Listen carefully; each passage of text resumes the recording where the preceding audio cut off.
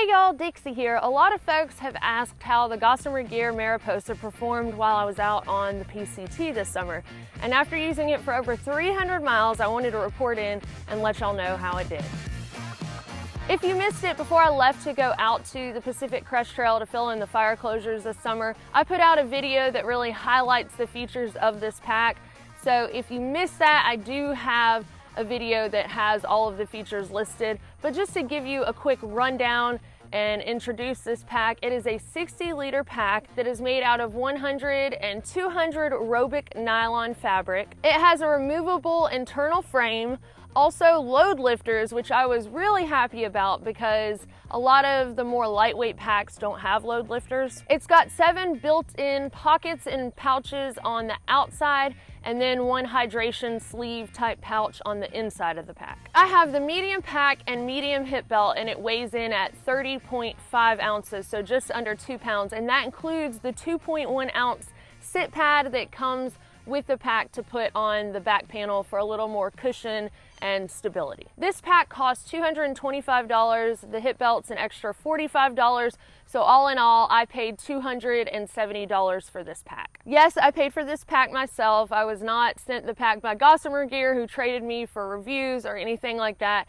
The main reason I considered the Gossamer Gear Mariposa is that it was kind of midway between the Osprey Aura AG that I had on the Appalachian Trail and the Z-Packs Arc Haul that I used on part of the PCT and all of the CDT. I just wanted a pack that I thought might carry a heavier load a little bit better since I was gonna be hiking with my dog Fancy May and also have my mom with me. I knew that I was gonna be carrying a lot of camera equipment, etc. So the Mariposa is certainly more lightweight than the Osprey Aura I had on the AT, but it's more substantial and a little bit heavier duty and probably durable than the Arc Haul that I had on the other 2 trails. So first, let's talk about the pros of the Mariposa. First off, it did carry heavier weight very well. I would say the heaviest base weight that I had was probably around 19 pounds, and that's with camera equipment and the added weight of Fancy's blanket and sleeping pad, which I would say is a little bit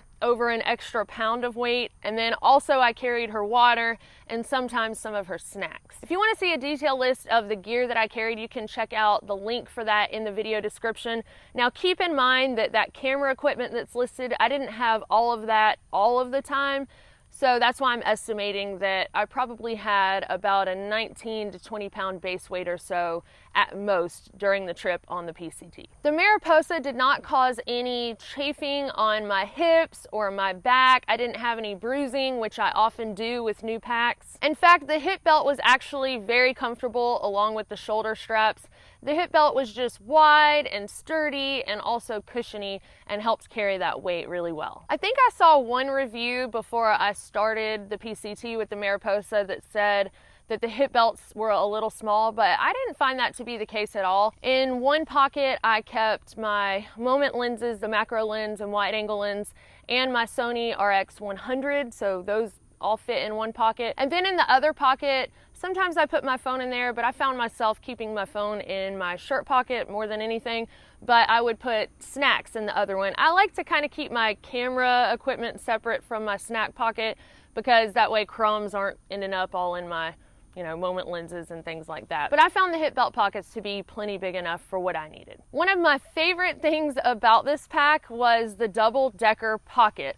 On one side of the pack, there is a little, what I call cup holder towards the bottom of the pack, and then stacked above that was another pocket. And in that pocket, I kept my umbrella and just a couple other little things, like if I carried an avocado out of town. But I just really liked having those 2 pockets stacked on each other. I've not seen another pack like that. There may be one out there, but I really wish that a lot of the manufacturers would do that on both sides of the pack. Another pro is I thought the top closure was pretty unique for this pack. When I first checked out the Mariposa, I thought the top closure was a little funky, but I actually really liked the way that that worked. It just helped everything stay a little more put together, compact, and sleek, if you will.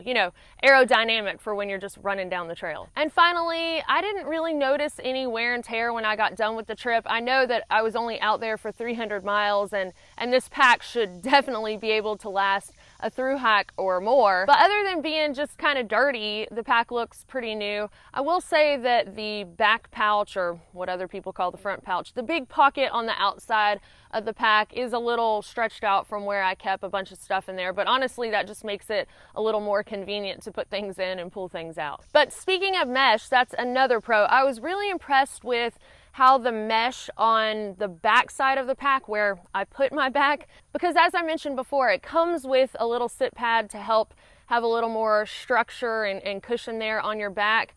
But I replaced that with a Z-Lite pad that I cut down to 6 segments because that's what Fancy was sleeping on. So instead of having a sit pad and then the additional weight of Fancy's sleeping pad, I just replaced it and it was dual purpose. So it doesn't fit perfectly back there, and I think if you had the full size pad, it probably wouldn't fit. But having it folded down, you know, just into thirds and slid in there, it was fine. But I was afraid that that might tear the mesh, but after 300 miles, it still looks just fine. Now let's talk about the cons, because everything can't be just perfect, right? I really don't have much negative to say about this pack at all, but the first thing that I want to point out that didn't really work for me is the tall pocket that's on the opposite side of the pack from the double-decker pockets. And I had mentioned before I left that I thought that this might not work out well for me. And the main reason I thought that it wouldn't work well is because I like to balance the weight of my water on the sides in the little cup holders. So because that was a tall pocket, I could still put a water bottle down in there, but I'd have to be conscientious that when I took a break, you know, to go ahead and evaluate my water situation and kind of rotate things out, because it wouldn't be easy to access while walking down the trail and trying to dig in this tall pocket. Now, eventually I think my arms could handle it, would, you know, get stretched out enough and loosened up enough to be able to do that, but it just wasn't as convenient as if the pockets were shorter. Now, with that said, I could have done a couple of things to remedy this, like use a water bladder and put it in the back mesh, but again, that's not, you know, having it easily accessible.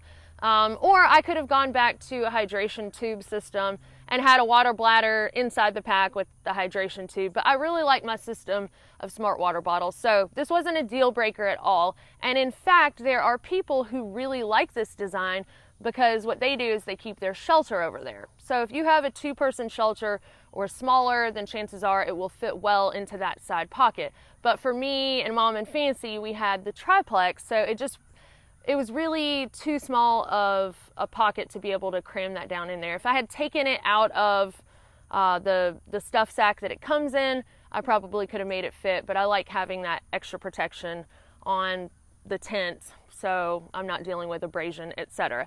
Anyway, this is a feature that could work out very well for some people in the organization of their pack, because being able to put your shelter over there reduces a lot of the volume that you would otherwise be using inside the pack. And the only other thing that I could say might be a negative for people with this pack is the back area of the pack, so where your back is resting on the pack, is not extremely well ventilated. Had I used the sit pad that came with the pack, I think it would have helped ventilation a little bit because it's a different design of egg crate.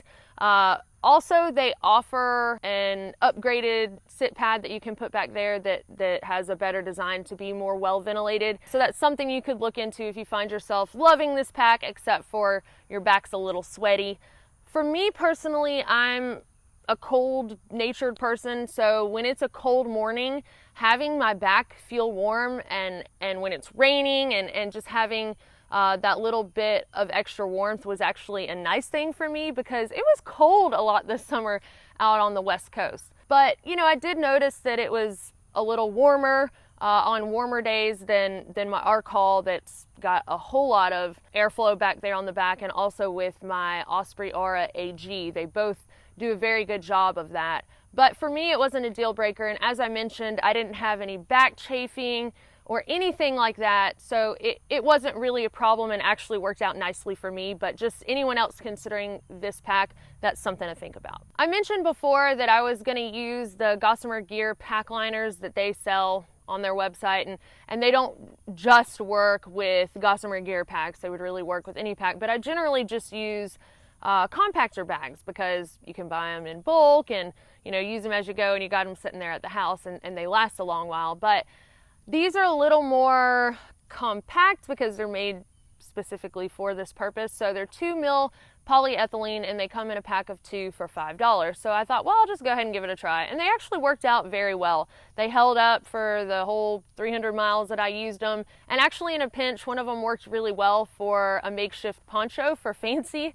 And then Mom and I just kind of shuffled our gear to make things work. But I always use some kind of liner, whether I have a waterproof pack or not. And I just found that those worked really well. They're convenient and they only weigh 1.2 ounces. But just a side note there for anyone who's thinking about trying those out. So in a nutshell, the Gossamer Gear Mariposa worked very well for me. I liked using the pack. I'm definitely going to keep it to use it in the future. I'm actually going to be taking something different out on the Camino so that I can test something new. And out there I won't really need the capacity that the Mariposa offers, but it is a pack that I definitely see myself using in the future, especially if I'm going to be hiking with Fancy while recording and having all of that extra weight. All right, y'all, well, that is all I have for you today on the Gossamer Gear Mariposa. If y'all have any comments about your experience with this pack in particular, or if you've got any questions about my experience with it this summer that I didn't answer in this video, then y'all feel free to leave that in the comments below. And thank y'all for watching, and we will see y'all next time.